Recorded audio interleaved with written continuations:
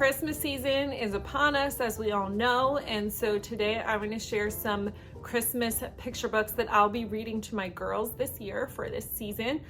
We are not going to completely overhaul our homeschool and stop all work in order to do like Christmas themed units and all of that. There's nothing wrong with those, and we might do them someday, but we haven't done them yet, and we're not doing them this year either. How we like to add Christmas into our homeschool is I like to add picture books, and we read a different picture book every day. We do an Advent every morning to start school off, and those are pretty much the main Christmas type things we do.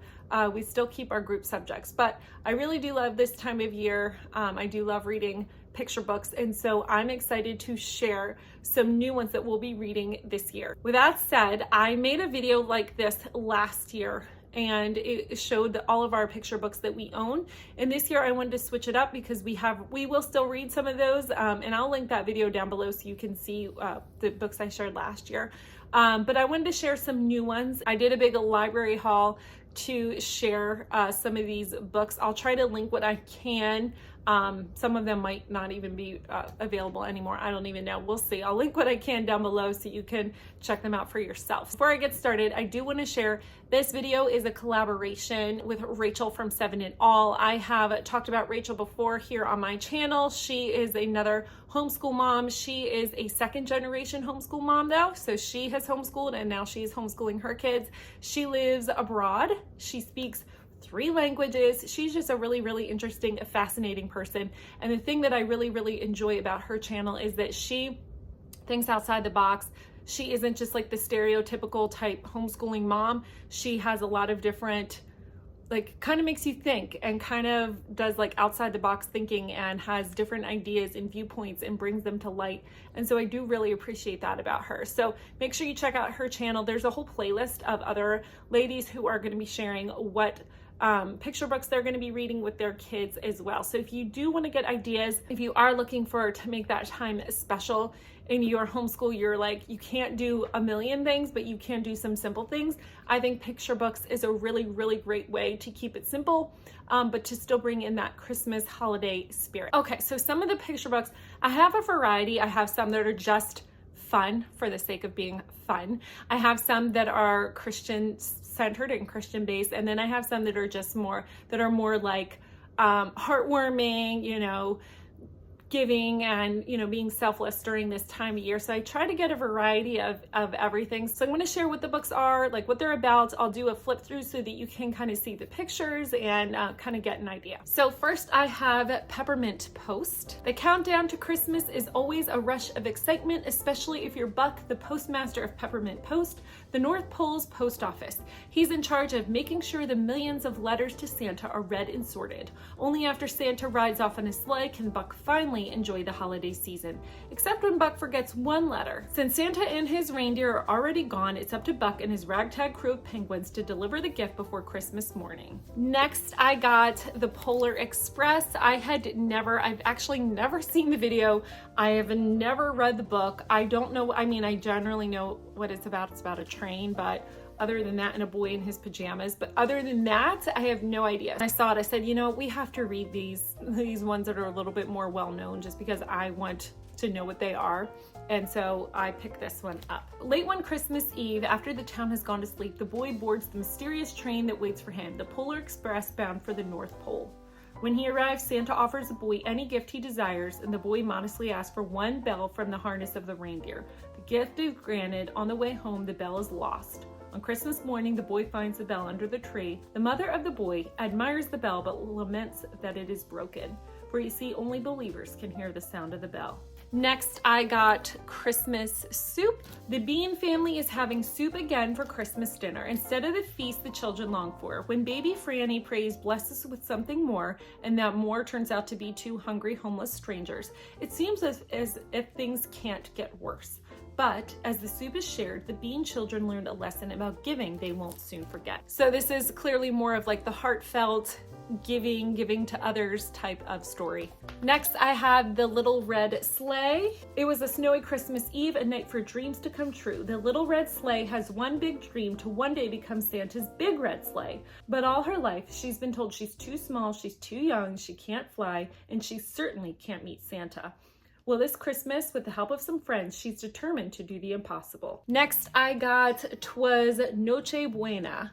And this is a Christmas story in English and Spanish. So my husband is actually Mexican American. He was born in California. His parents are from America, his grandparents. I think he's like 4 or 5 generations who's been here in America. So he doesn't really have strong Mexican traditions that they do every year, but there are a few that they do. And one of them, and I don't even think it's every year, but they do make tamales like around Christmas time. Some members of his family still do, and that is one of the traditions that they have kept. So I wanted to share this with my girls because that is obviously part of their culture and part of their heritage. And I think it's really important that even if we don't, even if we're living in America, I obviously live in America, that we don't just only do American things. Like, we stick to what our backgrounds are and our nationalities. And I think there's something beautiful to preserving that. It was Noche Buena, and all through our casa, every creature was kneading tamale masa. It's Christmas Eve, and you're invited to Noche Buena celebration. Follow a family as they prepare to host a night filled with laughter, love, and Latino tradition. It's mostly in English, but then some of the words like tamale, adornos. I'm sorry, I am not a native Spanish speaker, so my accent is terrible. Champorado, I do know what that is. I know I'm butchering how to pronounce that. I know I am, and my husband would like cringe right now at how I'm saying it, but they do make that. The girls like that, the hot chocolate. So I'm excited to read this one with them.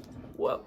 Next one is Oh Christmas Tree. This Christmas, Anselm wants a Christmas tree more than anything else in the world. He wants to touch it and smell it and get a feel of a real Christmas. But there are no Christmas trees in the West Indies where Anselm lives. He must depend on the boat that brings evergreen trees from the north. In the past years, the trees arrived fresh and green, but this year, the first year his family can afford a tree, the evergreens are so dry that not a single tree has a single needle on it. Anselm is deeply disappointed until his neighbor, Miss Mary, shows him that the West Indies have a beautiful Christmas tree of their own. The reason I chose this one was because I wanted to kind of share, not just like an Americanized, westernized version of what Christmas looks like that we see all the time. I mean, there's nothing wrong with the way we celebrate Christmas or anything, but there's other people who celebrate it differently. But I do think it's important to share like other people's experiences of what Christmas looks like to them. Next, I have Babushka, A Christmas Tale. So speaking of our culture and all of that, my grandmother, her father came over from Ukraine. Her mother was from Poland. They came over turn of the century, 1900s or so, thereabouts. And while she didn't really speak Russian or Ukrainian, honestly, I really don't even know what my great-grandfather spoke. I know it's terrible. That was at a time where when you came to America, you really adapted and adjusted to the American way. It's not like it is today, where people try to preserve their culture and try to teach their kids the language that they speak. Like, that wasn't done. My grandfather was Italian, and his parents were from Italy, and he didn't learn Italian. That just, you didn't do that. You didn't really preserve much of your culture. I would say, except for some food, like food in recipes and things like that, traditional foods. For the most part, they did not bring their culture over. They adapted to American ways. But one thing, my grandmother always called me her little babushka.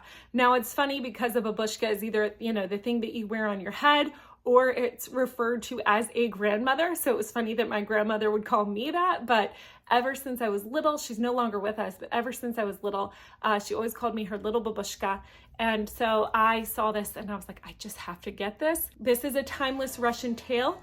On the first Christmas Eve, Babushka is tidying her home when 3 wise men arrive and invite her to join them in their travels, following the star in search of a newborn babe, the Prince of Peace. but there are so many chores to do and Babushka is too busy to leave her home with presents for the baby Jesus. So this is obviously about a Russian Babushka. I'm not Russian, I'm Ukrainian and Polish. I know it's Eastern European. People guess, like, people always guess that if they're trying to guess what I am, like they always guess that. I don't know how, I don't see it. But yeah, so I think that is still important because my girls have a lot of different nationalities within them. And I think it's important to the ones that we do at least know about. I'm sure there's some that we don't know about, but the ones that we do know about, I think it's good to instill that. And Christmas is the perfect time to start if you haven't done so already. Just because so many cultures do have such deep traditions of what they do around this time, it's a little bit easier.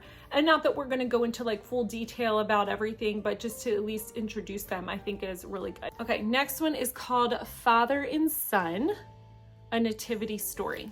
This one is from the perspective of Joseph. We always hear about the perspective of Mary, but we rarely hear about what Joseph may have thought. So I really thought that this was interesting. Every day new parents are awed by the miracle of life and by the responsibility that comes with being entrusted with a tiny perfect person to protect and teach. But what if you had a baby whose coming was even more of a miracle? In this profound new telling of a Christmas story, the award-winning author imagines how Joseph might have felt that first night with his very special son. And on the complete opposite end of the spectrum, you have Fancy Nancy, Splendiferous Christmas. My girls love Fancy Nancy. They've loved reading the books. We have several of her books, and they even like watching the show. She is a little bit dramatic sometimes, but she has a good heart. And so yeah, they like Fancy Nancy. I thought this one would be fun. Next, we have the Berenstain Bears Save Christmas, because everybody loves the Berenstain Bears. I've read them since I was a kid. My girls like reading them. Sometimes we watch the show, but mostly we just read the books. I don't think I've read any of their Christmas books, so we're gonna read this one this year. I think it'll be good. I always love the Berenstain Bears. Even at this age, I love Berenstain Bears. Next one is Who Built the Stable? So I love books that make you think, like that take not classic, but like that take well-known stories and kind of look at it from a different perspective. So this one is like, we know that, you know, the mother of Jesus was there, the father of Jesus, Jesus himself, the shepherds and animals, but like who built the stable that Jesus lived in? So this story tells that and goes into detail about who might have built the stable. And I think the illustrations they're a little bit different, and so I really like this. This looks like a unique, different type of book, and so I can't wait to read this one with my girls. Next, we have Miss Mary's Christmas Mittens. So this one is just kind of on the more fun side of things. Miss Mary is beloved by her students. She makes learning enjoyable and easy, and her brightly colored knitwear brings a smile to people's faces. Walking to school on the last day before the Christmas break, Miss Mary envisions all the fun her students will have. But recess isn't fun. No one wants to play, the snow is cold, and children don't have any mittens. Not to worry, thinks Miss Mary. She will knit mittens for her students as a Christmas surprise. But the store has run out of yarn. Oh dear, what is Miss Mary to do? The clock is ticking on this holiday surprise. Next, we have Christmas Day in the morning. Rob wants to get his father something special for Christmas this year, something that shows how much he really loves him. But it's Christmas Eve and he doesn't have much money to spend. What could he possibly get? Suddenly, Rob thinks of the best gift of all. And then we have We Believe in Christmas. On Christmas Eve, we give and get presents. We sing songs and we decorate our homes. But what is Christmas really about? Is our happy holiday a holy day? So emphasis on what Christmas is really about. And of course we have to keep that in the forefront of our minds amidst all of the craziness and presents and the just nostalgia of the holiday. There is, all those things are great, but keeping that in the forefront of our minds as well. And then next we have Mercy Watson. My girls love Mercy Watson. So any book we can get, they like to read. I think my girls will really, really enjoy this one. We're excited to read that one. And then next we have Dasher. Dasher is a brave little doe with a wish in her heart. She spends her days with her family under the hot sun in a traveling circus, but she longs for a different life, one in which her hooves tread in soft, cold snow under the glow of the North Star. And then lastly, we have Secret Santa in the 12 Days of Christmas Giving. This one I checked, it was the copyright's from 2021, but I like that it has kind of like the nostalgic, it has like that old school vibe look to it.